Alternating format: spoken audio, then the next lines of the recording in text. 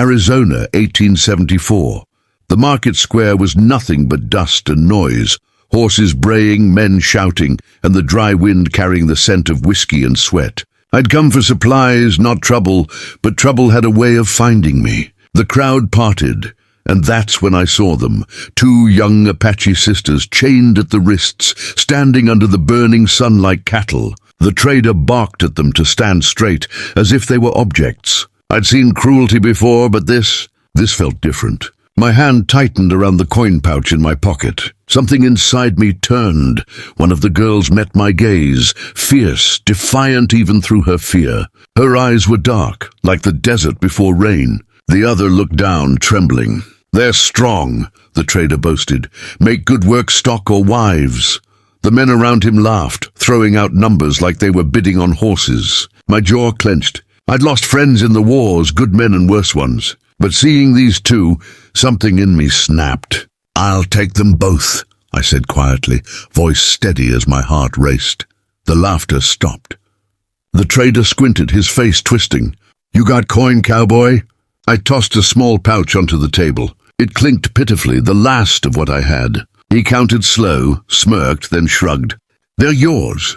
But don't come crying when they run off." I didn't answer. As the chains came off, the older sister, tall, proud, glared at me like I was just another captor. The younger one, barely 20, hesitated before stepping closer, her lips cracked from thirst.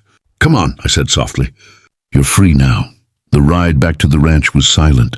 They sat behind me, wrapped in thin blankets, their faces unreadable under the moonlight. The horses' hooves struck the dirt rhythmically, and every now and then I caught them glancing at each other, whispering in their language. When we reached my land, I stabled the horses and built a small fire near the porch. They stood apart, like wild creatures who didn't trust the fence line. "You can rest inside," I said, nodding toward the cabin. They didn't move. Only the older one spoke, her voice low and cold. "Why?" I looked at her, unsure how to answer. "Because I couldn't walk away," I said simply. She studied me for a long time, as if weighing my words against the years of betrayal her people had known. Finally she nodded once, barely noticeable, and led her sister into the cabin. I stayed outside, watching the fire die into embers. The night was quiet, save for the soft rustle of the wind and the sound of my own guilt whispering back at me. "What have you done, Jack?" By dawn, the sky turned pink over the mesas. I brought them coffee and bread. The younger sister took it gratefully. The older still refused, arms folded tight. "My name's Jack Redden," I said. "You?" Silence. After a moment, the younger one spoke softly. "Noka," she said, touching her chest. Then pointing to her sister, "Sani." The names lingered in the air like something sacred. I nodded. "You're safe here." Sani's eyes narrowed. "No one is safe." I couldn't argue.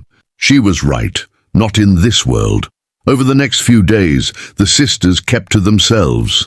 They repaired what they could around the ranch, whispering to each other in Apache, while I pretended not to listen. There was a rhythm to their movements, quiet, efficient, graceful. I found Noka feeding the chickens one morning, humming a tune that somehow made the desert seem less empty.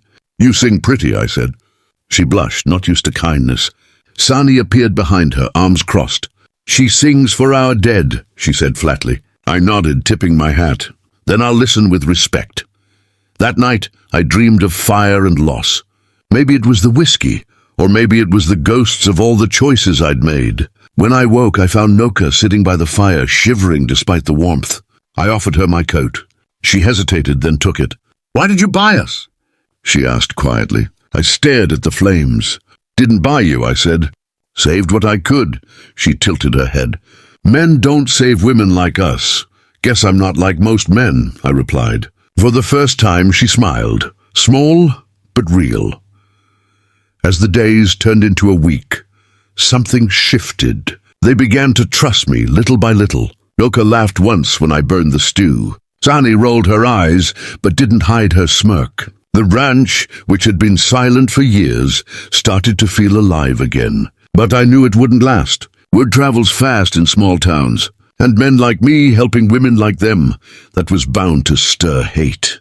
Still, when I saw them standing in the morning light, The desert breeze in their hair, I knew I'd made the right choice. Because sometimes, in the cruel heart of the West, salvation doesn't come with prayers or gold. It comes with a broken man, 2 lost sisters, and a promise whispered to the wind. You're free now. And so am I.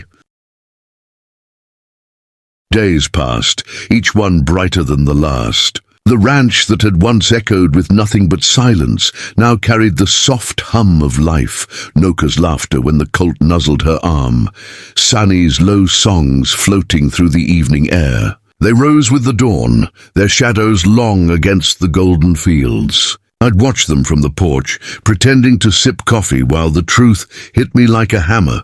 I wasn't saving them anymore. They were saving me. The weight that had lived in my chest since the war began to ease, little by little, with every sunrise. Sani was the strong one, always guarded, her eyes sharp like the edge of a blade. Noka was softer, curious, full of wonder. She'd ask about the stars, about why the land was so wide, about the scars on my hands. I never had good answers. One evening, as she brushed the horses, she whispered, "You carry ghosts." I nodded. "We all do." She looked up then, her gaze gentle but unflinching. "Ghosts only stay if you feed them." I didn't know if she meant the dead or my regrets, but either way, she was right. The desert had a strange way of healing. Maybe it was the silence, or the endless sky, or the feeling that no matter how broken you were, there was still room to begin again. I found myself fixing fences that didn't need fixing, just to stay close when they sang. Noka's voice was light as wind through cottonwood, Sani's deep and steady, grounding it like the earth beneath us. The songs weren't in English, but I didn't need to understand them. They spoke of loss, of love, of a world before men like me had taken too much. One night, the rain came sudden and wild. Lightning cracked across the plains, and thunder rolled like cannon fire. I hurried to the barn, finding Noka and Sani huddled with the horses. "You all right?" I asked over the downpour. Noka smiled, hair damp and eyes bright. "We are used to storms." For a moment the world was nothing but light and sound, her face illuminated, fierce and alive. I felt something stir, something dangerous and sacred all at once. "You didn't buy us," Sani said over the thunder, her voice clear. "You saved us." My throat tightened. Maybe we saved each other. By morning the storm had passed. The air smelled of wet sage and second chances. I thought maybe, just maybe, things were turning. But peace never lasts long in the West. Around noon I saw dust rising along the trail. Riders. 3 of them. The kind of men who looked like trouble before they even opened their mouths. They dismounted slow, eyes mean, hands resting near their guns. "We're looking for a couple of runaways," the tallest one said, spitting in the dirt. "Apache girls. Heard they came this way." I felt my blood go cold, but my voice stayed calm. "I ain't seen no one." He smiled thinly, stepping closer. "Funny, folks said they were bought by some fool rancher named Redden." His hand drifted toward his revolver. Before I could move, Sani appeared in the doorway, chin high, eyes blazing. "We are not property," she said in a voice that could cut stone. The men froze. Noka stood behind her, trembling but resolute. "Get back inside," I said quietly, but they didn't move. "If you touch them," I warned, "you won't leave this place breathing." The leader sneered, but there was hesitation in his eyes. He wasn't expecting defiance, not from women, and sure as hell not from me. Then came the moment that would burn in my memory forever. The man drew his gun, fast, reckless. Before the echo of the shot faded, Sani had fired first. Her aim was perfect. The bullet tore through his arm, sending his weapon spinning into the mud. For a heartbeat, no one breathed. Then the others turned tail, spurring their horses and vanishing into the storm clouds, gathering over the ridge. I looked at her, still holding the pistol steady, smoke curling from the barrel. She didn't tremble. "You said we were free," she said flatly. "Now we fight like it." When it was over, I walked to her, taking the gun gently from her hands. "You did what you had to," I said. Her eyes softened just slightly. "You too." The rain began again, light and cold. Noka stepped forward, touching my arm. "They'll come back," she whispered. I nodded. "Then we'll be ready." For a moment we stood there together, three souls bound not by blood or law, but by something stronger, the will to survive. The world outside might still call them outlaws, but to me they were the bravest people I'd ever known. As days turned into weeks, life settled again. Quieter but different. Sunny and I built a new fence line side by side, while Noka planted wildflowers along the path to the barn. "So the land remembers us," she said when I asked why. And maybe she was right. Maybe the land would. Every night as the sun bled into the horizon, I'd see them laughing softly by the fire, their faces glowing in the light. And I'd realize what I'd truly done. Not saved them, not owned them, but stood witness to their freedom. Because freedom in the West wasn't written in papers or laws. It was written in moments like this. In a storm survived together. In defiance against cruelty. In laughter born from pain. I knew now that what we shared couldn't be named or taken. They weren't my prisoners, nor my redemption. They were my family.